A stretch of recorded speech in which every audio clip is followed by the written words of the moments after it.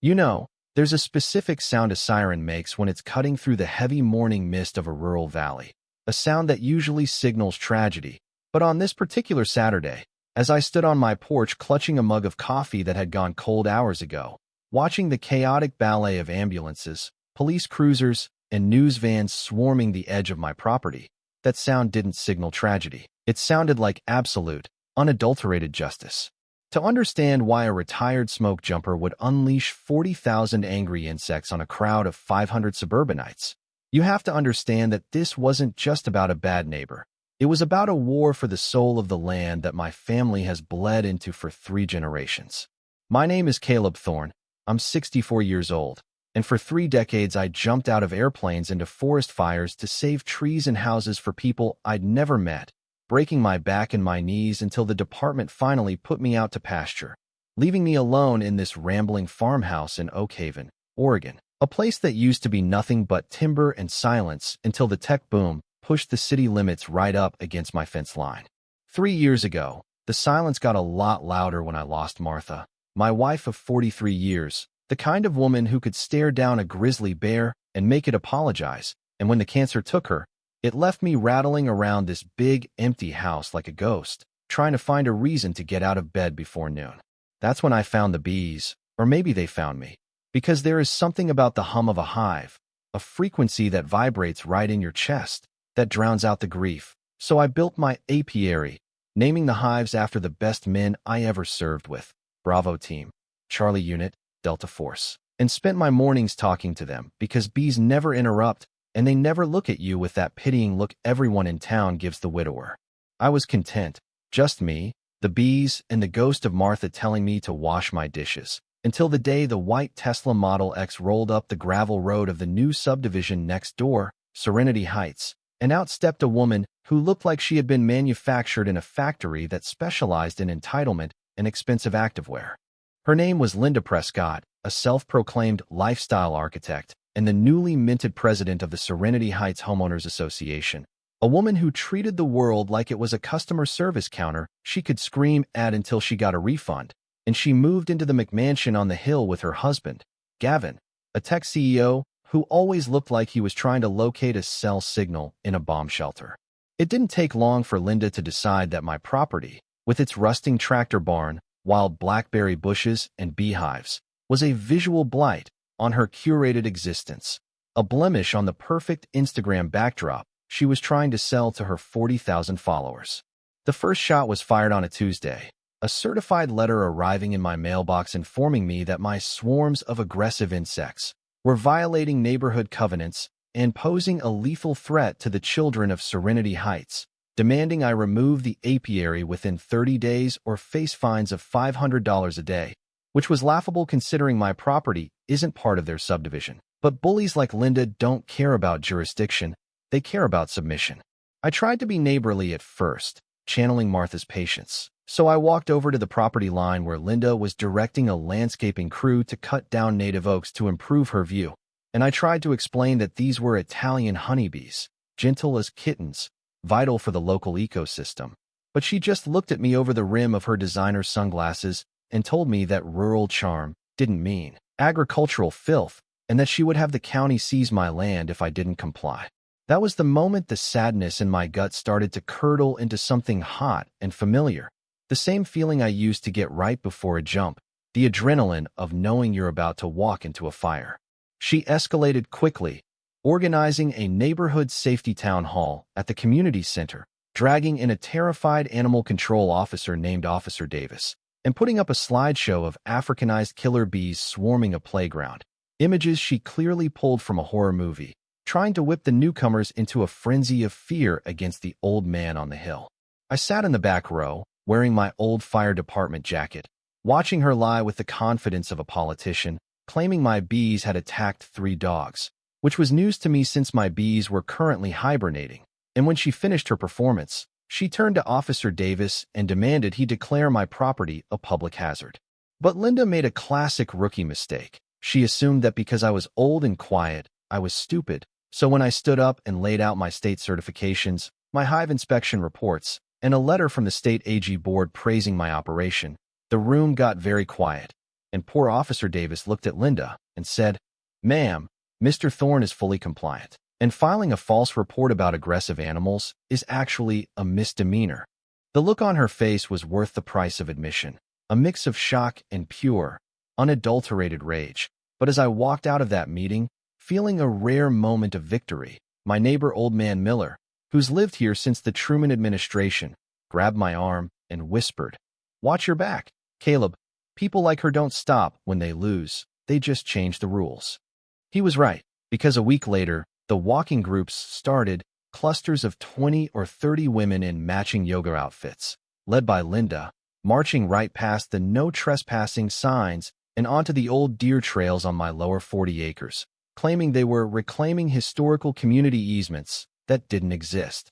They would stop right near my hives, taking selfies, stomping on the wildflowers, leaving empty artisan water bottles in the grass, and whenever I rode out on my ATV to tell them to leave, Linda would pull out her phone and start live streaming, screaming that I was a toxic male aggressor, threatening a group of defenseless women who were just trying to connect with nature. It was psychological warfare, designed to make me snap, to make me do something on camera that would justify a restraining order or a lawsuit. But I held my ground, documenting everything with trail cameras, watching them trespass day after day. Then things got darker, because while Linda was playing the distractor with her yoga army, I caught Gavin on the trail cams doing something strange near the creek bed that separates our properties, setting up high-tech surveying equipment, laser levels, and GPS tripods, measuring my land with a precision that had nothing to do with hiking. I sent the footage to my son's friend, Sam Miller, who's a real estate attorney in Portland, and 2 days later he called me, his voice shaking with excitement, telling me that Gavin's company, Nexus Data Systems, had been quietly buying up land rights all through the valley for a massive fiber optic project. But there was a gap in their map, a 15-acre hole that was crucial for their cooling systems. My land. They didn't just want me gone because I was an eyesore. They wanted me gone because my grandfather's farm was the only thing standing between Gavin and a $20 million data center contract, and they knew I would never sell. So they were trying to make my life so miserable, so legally complicated, that I would beg them to take the deed just to make the pain stop. But then came the twist that changed everything. The moment I realized they weren't just greedy, they were stupid, because one of my trail cams picked up Gavin directing a contractor to bury a pipe, a drainage line running from their massive new pool house straight down the hill and onto my soil, dumping chlorinated water and raw sewage directly into the root system of my heirloom apple trees. I sat there in the dark of my study, the glow of the monitor illuminating the walls covered in photos of Martha, and I realized they had just handed me a loaded gun, because dumping sewage across property lines isn't an HOA violation. It's a federal environmental crime, but I wasn't going to pull the trigger just yet. I was going to wait until they were standing directly in the line of fire. The escalation didn't come as a shout, but as a flyer, glossy and professionally printed, stapled to every telephone pole in Oak Haven and blasted across every social media feed within a 50-mile radius. The first annual Harmony and Healing Festival, a celebration of community spirit, to be held, according to the map on the back, squarely in the middle of my lower pasture. Linda had invited 500 people to camp on my land, charging them $50 a head for the privilege of grounding themselves on soil she didn't own, claiming in the fine print that she had discovered ancient public access deeds that made my private property a community trust. It was a bold-faced lie, a fabrication so audacious it took my breath away, but Sam Miller explained the strategy over the phone. It's called adverse possession by force. If you can establish a pattern of public use and the owner can't stop it, you can eventually argue in court that the land belongs to the public, and Linda was trying to speed-run the process by flooding the zone with bodies. She had rented industrial generators, a massive stage for a sound system, and a fleet of luxury portable toilets, all scheduled to be dropped off on Friday for a weekend event that would effectively destroy my apiary, because bees operate on vibration, and the bass from a concert sound system would drive them into a defensive frenzy that would end with dead bees and stung campers. I went to the sheriff, of course, showing Deputy Vance the flyer in my deed, and while Vance is a good man, he looked at me with tired eyes and said, "Caleb, she's got a permit from the county clerk. She showed them some document from 1945 about a public grazing easement. And until a judge rules that document is a fake, my hands are tied. I can't arrest 500 people for a block party. She had forged the documents, likely using Gavin's high-end printers, creating a bureaucratic fog of war that would take months to clear up in court, by which time the festival would be over, the damage done, and the precedent set. I drove home that afternoon, the rage vibrating in my hands so hard I could barely steer the truck, and I sat on the porch steps, looking at the hives, thinking about how Martha used to say that you can't control the wind, but you can adjust your sails, or in my case, you can adjust your defenses. If the law wouldn't protect my land, nature would have to do the heavy lifting. I called Old Man Miller, who used to be an engineer for the Army Corps, and we spent the next 3 nights in my barn, drinking cheap whiskey and rigging up a system that was equal parts genius and insanity, modifying the hive stands of Bravo Team and Charlie Unit with a remote-controlled gravity release mechanism. We weren't going to hurt the bees. We were just going to give them the option to leave their homes very quickly if they felt threatened, and we positioned the hive strategically behind the line of brush where Linda planned to set up her main stage, ensuring that any loud noise or heavy vibration would be felt immediately by the colony. But the real weapon wasn't the bees, it was the information I was gathering, because Sam Miller had been digging into Nexus data systems and found a paper trail that linked Gavin to 3 other community takeovers in California, where he'd used Linda to harass elderly landowners into selling cheap before flipping the land for data centers.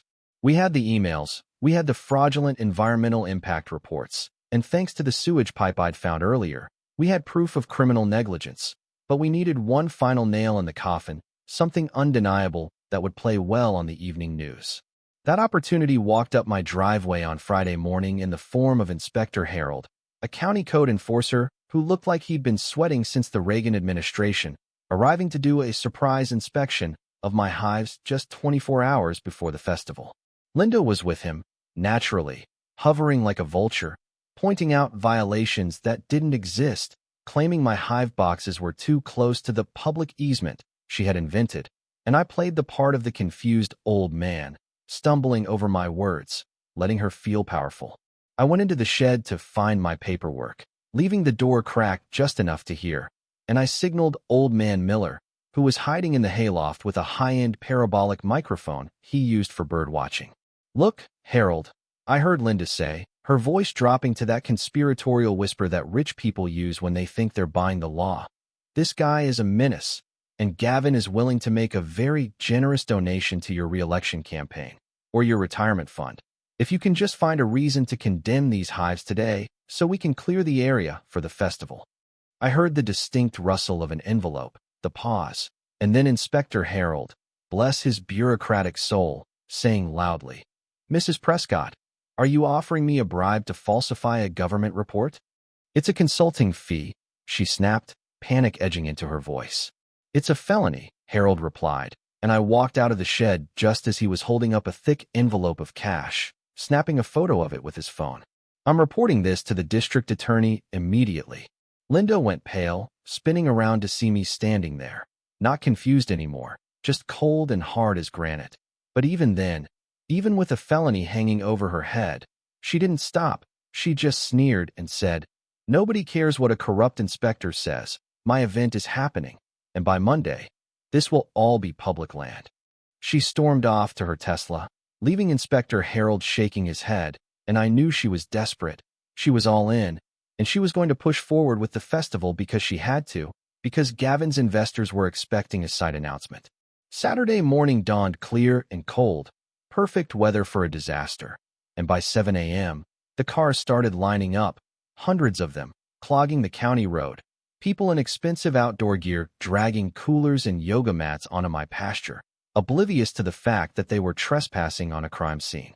Linda was on the stage, testing the microphone, the feedback screeching through the valley, while Gavin was buzzing around in a golf cart, directing the placement of the massive speakers directly in front of the brush line where Bravo Team and Charlie Unit were sleeping. I stood on my porch, watching the invasion, and I picked up the phone to call Sarah Jenkins, an investigative reporter for the local channel who had been begging me for a scoop on the Tech Bros versus Locals story, and I told her simply, "If you want to see a riot, get a camera crew to the Thorne property in 20 minutes. Then I walked into the kitchen, poured a fresh cup of coffee, and waited for the bass to drop. The bass hit the valley floor like a physical blow, a low-frequency thump that rattled the windows of my farmhouse, and, more importantly, vibrated straight through the wooden frames of the hives hidden in the brush. Linda was on stage, screaming about manifesting destiny and reclaiming the earth, her voice amplified to a deafening roar, and as the beat of some tribal techno track kicked in, I watched through my binoculars as Old Man Miller, hidden in the tree line, pulled the release cord. It didn't happen instantly. There was a pause, a moment where nature took a deep breath, and then the air above the stage seemed to shimmer, turning dark and fluid as 40,000 Italian honeybees, confused, agitated, and perceiving the vibrating speakers as a massive predator, poured out of the hives in a unified defensive front. The sound of the bees was a high-pitched whine that cut right through the music, and the first people to realize something was wrong were the ones in the front row, the VIPs who had paid extra to be close to Linda, who suddenly started swatting at the air, dropping their kale smoothies and organic waters. Then Linda started screaming, not her usual yoga teacher command voice, but a primal shriek of terror as the swarm focused on the source of the noise, her microphone, and she began to flail, knocking over the podium, tripping over cables, her perfect hair instantly tangled with angry workers. The panic rippled through the crowd like a wave, 500 people realizing they were trapped in an open field with a cloud of angry nature, and the stampede that followed was biblical. People abandoned their tents, their coolers, their dignity, sprinting for their cars, trampling the expensive landscaping Linda had tried to install, creating a bottleneck at the gate that looked like a scene from a disaster movie. That's when Sarah Jenkins and her news crew rolled up, cameras rolling, capturing the absolute mayhem of tech bros diving into porta potties to escape the bees, while Deputy Vance and 3 other cruisers arrived, lights flashing, not to arrest me, but to try and control the riot. I walked down the driveway, calm as a monk, stepping over abandoned yoga mats, and met Deputy Vance near the gate just as Gavin tried to speed past in his golf cart, only to be blocked by a news van.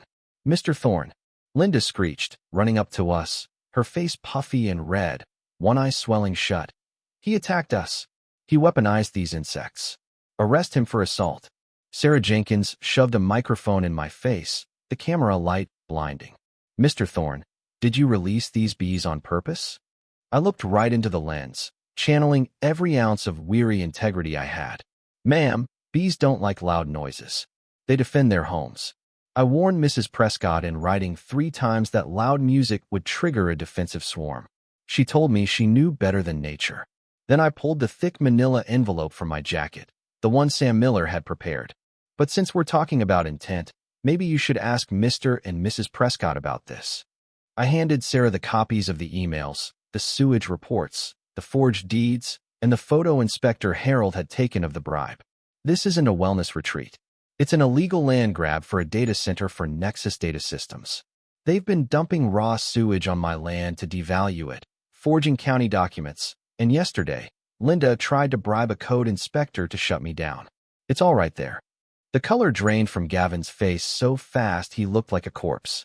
Sarah Jenkins started reading the emails aloud, live on air, detailing the conspiracy to defraud a widower, and Deputy Vance, who had been listening to his radio, stepped forward. "Mrs. Prescott, Mr. Prescott, I'm going to need you to step away from the vehicle. We just got a call from the DA regarding an attempted bribery charge filed by Inspector Harold." The image of Linda being handcuffed in her torn yoga pants, swelling up from bee stings, while Gavin tried to blame his legal team, was broadcast across the state, a moment of schadenfreude so potent I could taste it. The aftermath was a slow, satisfying burn. Nexus Data Systems fired Gavin before he even made bail. The investigation revealed the depth of their fraud, implicating them in racketeering charges that carried actual prison time. Linda took a plea deal that involved 3 years in minimum security and a lifetime ban from holding any HOA position, anywhere. I sued them for the environmental cleanup of the sewage leak and the trauma to my bees, and the settlement was astronomical. Enough to fix my roof, buy a new truck, and endow a scholarship fund in Martha's name for local kids who wanted to study agriculture. But the real victory wasn't the money. It was the silence returning to the valley.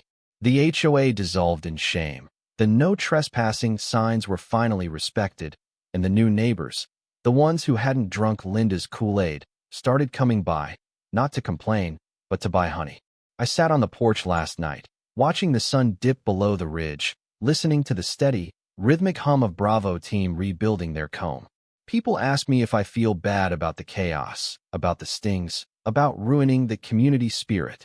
I tell them that community isn't about forced conformity or fake wellness festivals. Community is respecting fences, it's knowing your neighbor's history, and it's understanding that if you poke a hive long enough, eventually, you're going to get the stinger. But looking back, with Gavin in a cell and Linda picking up trash on the highway, I have to ask, was it excessive? Or is protecting the only thing you have left worth burning the world down for? You tell me.